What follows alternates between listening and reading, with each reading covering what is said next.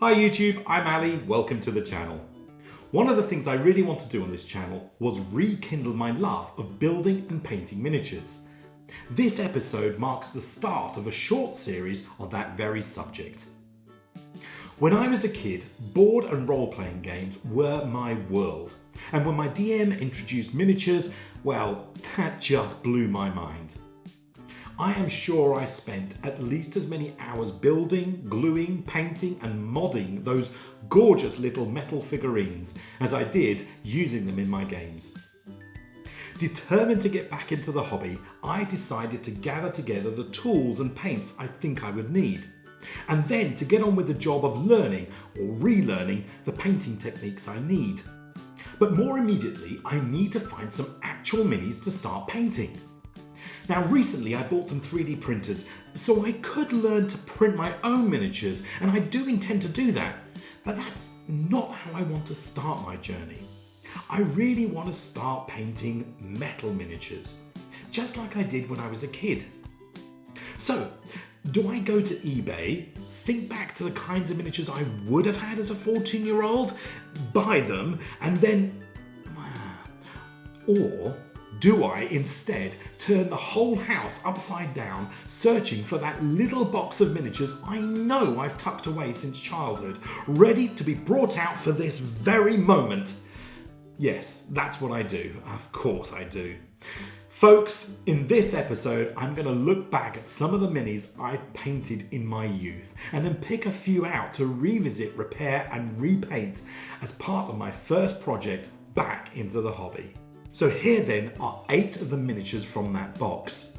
They date back between 1984 to 1987, which in itself is pretty fantastic. These minis are over 34 years old. I must have been about, 14 when I painted them? And even though I say this myself, damn, I was pretty good for a kid of that age. In those early days, all miniatures were made out of metal, a lead tin mix to be specific. And the biggest supplier of minis was Citadel Miniatures, at least in the UK. In later years, they would go on to be incorporated into Games Workshop, and we all know how that turned out. Most of the miniatures I have metal slots that were used to stick into plastic bases.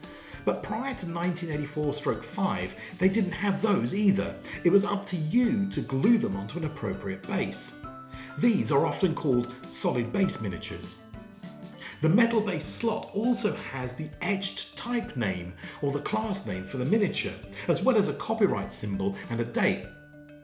You can see that here on this first miniature I have. On one side I have the word Wizard, and on the other a copyright symbol, the letters G and W standing for Games Workshop, and the date 1985. Looking back at the actual painting of the figure by my earlier self, and I can see that I must have just discovered washing as a painting technique. And judging by the tide marks, I think I must have just watered down some black paint rather than use any kind of specialist wash. I also didn't do a great job of preparing the miniature before priming. The casting joins from the metal are still very evident. But I did do something a little out of the ordinary. Those red stars and symbols around his robe and the word danger on his hat aren't painted on. They're decals from a plastic aircraft model kit. I'm not sure if it's a done thing nowadays, but back then it's definitely out of the ordinary. I might even try that again with my new repaints. I've also used decals again on this model of Azoth Soulflay, a Chaos Mage from 1987. Both this mummy and this Chaos Warrior, whose name incidentally is Bezelbound, are models from 1985, and it appears that I've used either gloss oil paints or varnish of some kind to protect them. As a kid and before miniatures, I used to paint model aircraft, and I painted them with Humbrol enamel paint. Those were oil-based and often quite glossy. I wonder if I used those paints here as well. According to my friend the internet, my troll here is actually modelled on the one that first appeared in the D&D white box set back in 1974.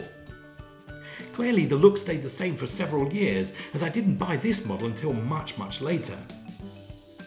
It would have been supplied with 3 head variants, so you could choose which head to attach. And it looks like I've decided to augment my choice of head by sticking a mushroom made of modelling clay onto his nose. That seems a little odd to me now, but my 14-year-old self must have been pretty proud of the result, I'm sure.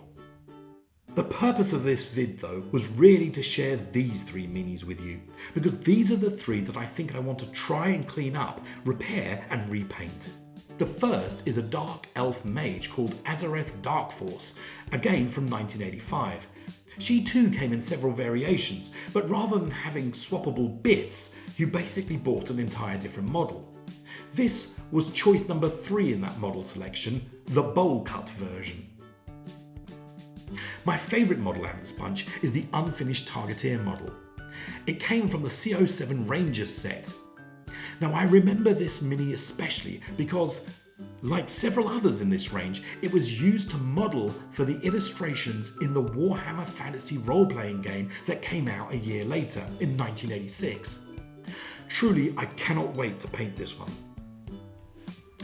And finally, probably the oldest model and the only solid base I have in this bunch is this little Goblin Fanatic.